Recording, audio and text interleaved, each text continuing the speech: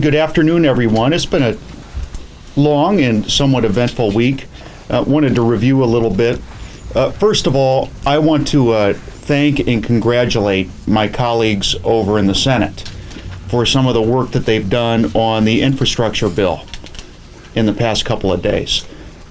They give me hope that we are on the way to a common sense solution to our crumbling infrastructure. We all agree that we need a reinvestment in our state's roads and bridges.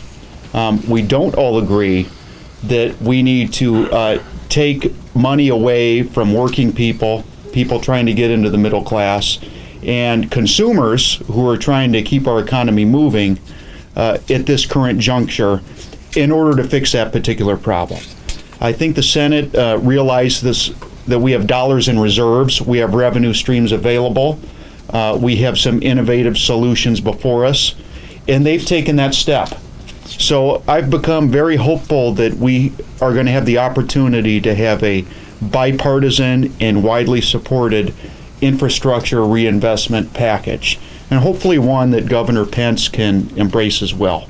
That will be good for all the people of Indiana, and particularly for our state's future economic prosperity.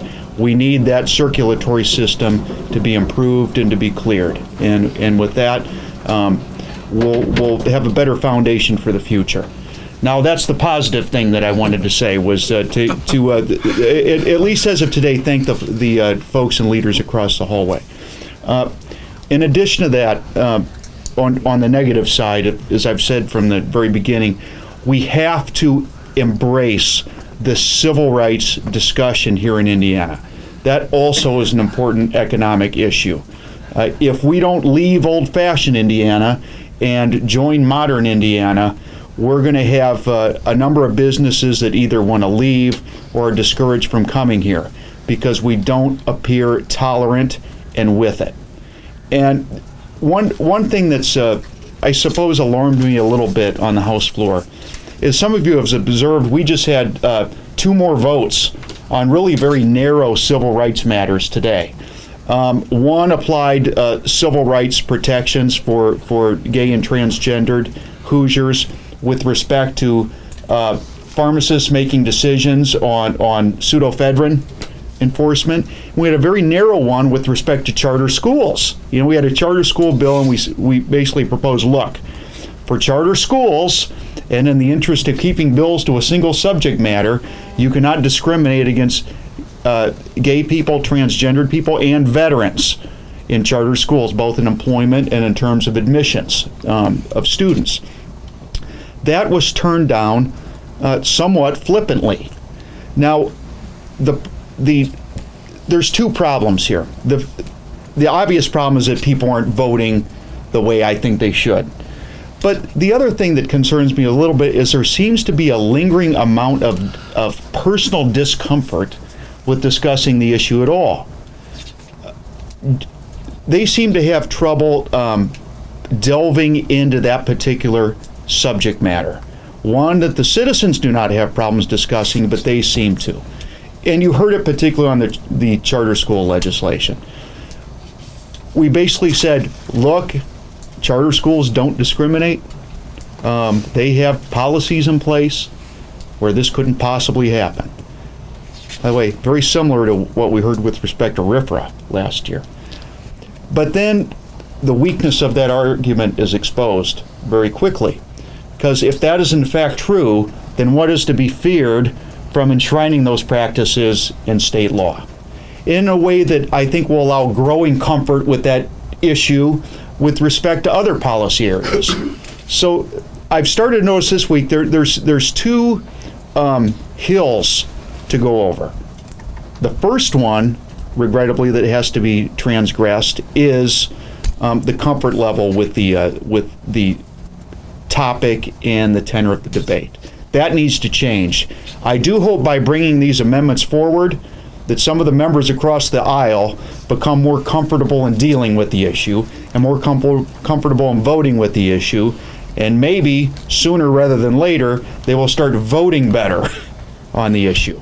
But that's one of the reasons that we've kept bringing amendments forward. that have been tailored to be germane and to fit into the legislation before us. And I expect that some more of that will happen within the time frames that have been set out for us. So again, one very positive thing, one area of frustration. Couple chapters still to be written this session. Again, I'm going to plead with them one more time. Do no harm with respect to education. We still see additional voucher expansion. Legislation is alive. That needs to be tucked away. We need to really judge the changes that have been made already before we continue to move down a path that many find to be problematic and worrisome. The other thing that I think you can expect to see even today and next week, we have to address the matter of major corporations taking flight from Indiana. And that has to be tackled in a couple different ways. One, we have to look at what we're going to do to help employees of these places who have been left behind, who invested their location, time, and life's work into helping a particular business. And when they're gone, we're left dealing with the implications of that, and we're going to have to do it. The other thing, we have to send a message to what I consider to be unpatriotic corporate leaders who leave the United States for very selfish and profit-based reasons. When that happens, we should not be rewarding those folks. And I think you're going to see some language that's going to say, look, there's some corporate income tax cuts that are planned. If you're leaving anyways, I don't think you should be in on that deal. And we're going to be discussing that later today and next week too, because I think the message needs to be sent that if you come here to Indiana, we will hug you.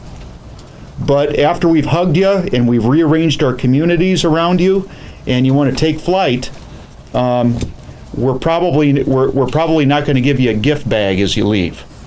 And that's a debate that needs to be had, and that's standing up for ourselves. That's expecting Indiana to be a winner. And that's sending, I think, the right kind of message to some of our wrong-minded corporate leaders here, not just in Indiana, but in the nation. So with that, it's good so many of you are here, and I'll be happy to take any questions. Scott, what are your thoughts on the fact, we asked the speaker a few minutes ago, the possibility that a road funding mechanism may not happen just because where the House and Senate Republicans and governor are right now? Your thoughts on that possibility that nothing may happen? Well, I think there's very little excuse for nothing to happen. I said this last week. I really don't think that this deal is that hard to put together. I've seen hard ones before. This doesn't fit in that category. There's the income tax reserves for the local units of government. That's easy to deal with. I believe that moving the sales tax on gasoline over into the road accounts is an easy one to do. If they want to do a phase-in of that suggestion that we've had, so be it. But that's not hard. There's some creative ideas with respect to local communities being able to take some matters into their own hands. There are lots of good and significant and understandable ideas that are on the table now that can be pieced together that would receive significant amounts of votes in either chamber. And they'd be worthwhile, and in tandem with Washington finally getting their act together on one rare instance on federal highway bill recently, I think we can start to make some immediate improvements here in Indiana without reaching back in working class wallets again.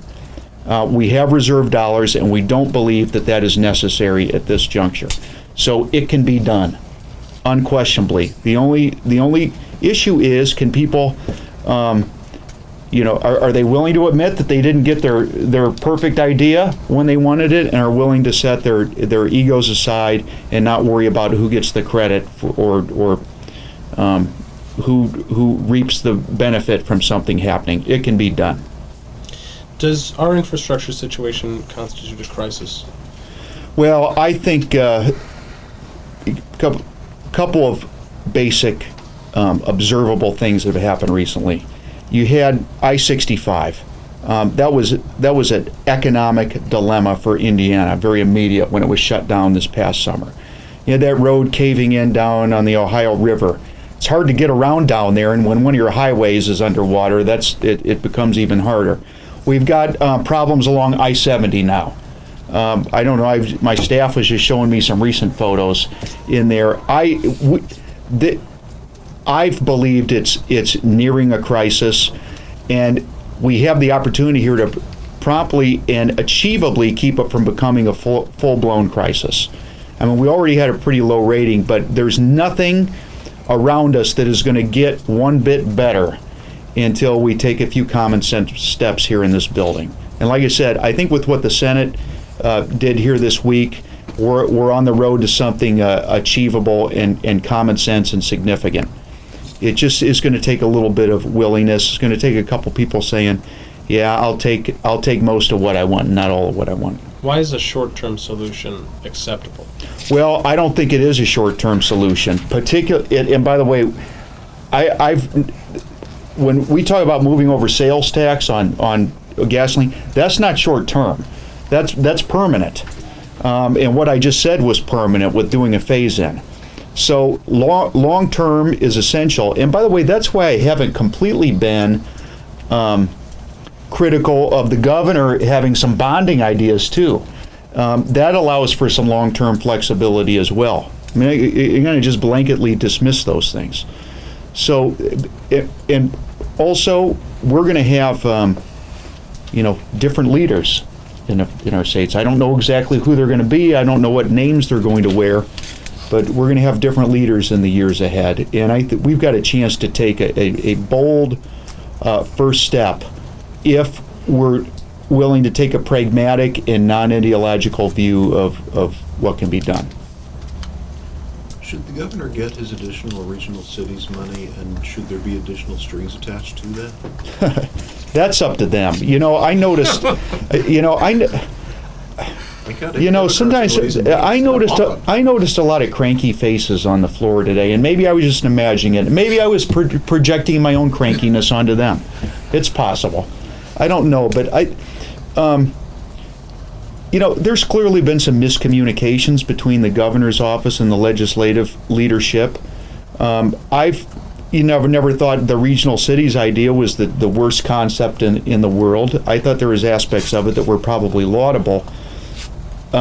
Whether they can make it all happen is going to be within the judgment of the Republicans, and the judgment of the Democrats on that is just going to be empirical. Is it achievable? Does it make sense? Is it part of something that also makes sense? And I'm certainly looking for the leadership of the senior members of the Ways and Means Committee to offer guidance to the rest of us. What have Democrats on the committee told you about what they think about whether or not they'd support regional cities? They're listening. They're listening. They also want to know what it's going to be packaged in with. I mean, it's going to be packaged in with the original House version of the infrastructure plan, of which we voiced some skepticism and concern. That's different. If they're allowed to offer a few ideas that get integrated into the proposal, that changes things a little bit. I think that's fluid. I think people are still listening to each other. Nothing's been shut down.